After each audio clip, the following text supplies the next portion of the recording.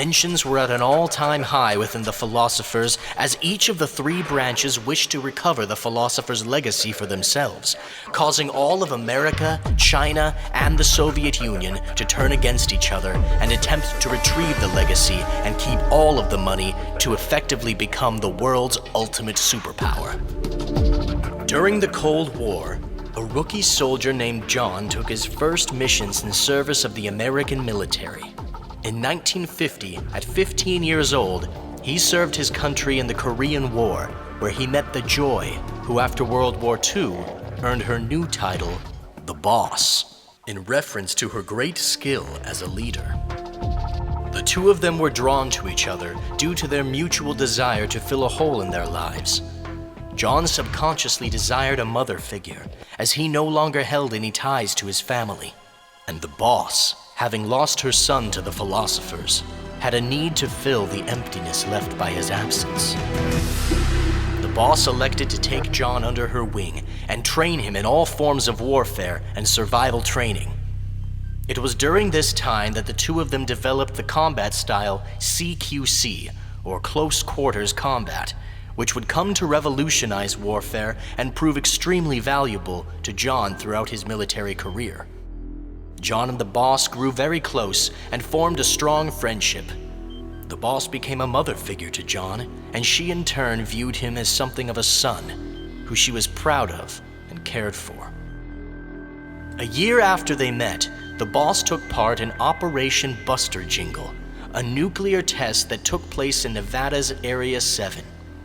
The radiation from the tests rendered the Boss infertile, eliminating any chance for her to give birth to another child.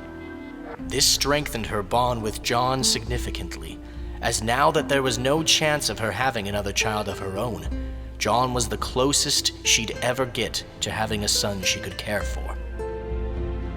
In 1954, another nuclear test, this time at Bikini Atoll in the Marshall Islands, would render John infertile as well, as he was stationed on site during the testing.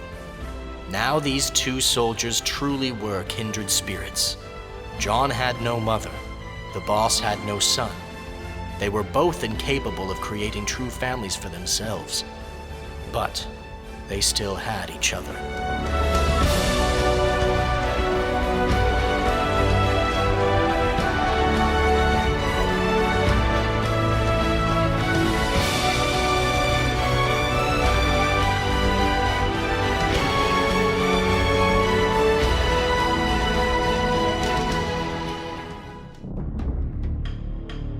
During this time, David O was still serving in the British SAS as a major and had recruited a Hungarian assassin known as Skullface, in reference to the many scars and burns he wore, a result of his village being bombed by Allied forces during the war.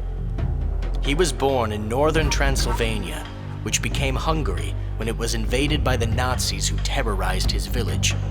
He was forced to adopt numerous different languages as Hungary was constantly invaded and dominated by various other countries.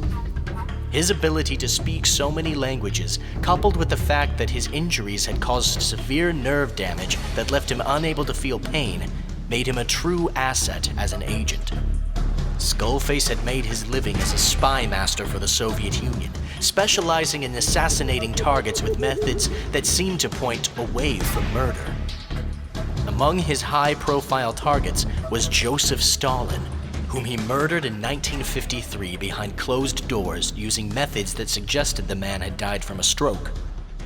Vengeance was what drove this man's very existence, as he harbored deep resentment for those who invaded his homeland and stole his youth, his face, his innocence, and his native language.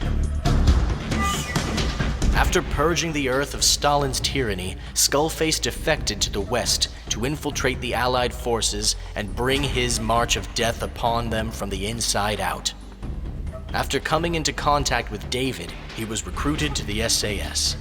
Very impressed with his recruit skills as an assassin and military tactician, David promoted Skullface to be his executive officer, his XO.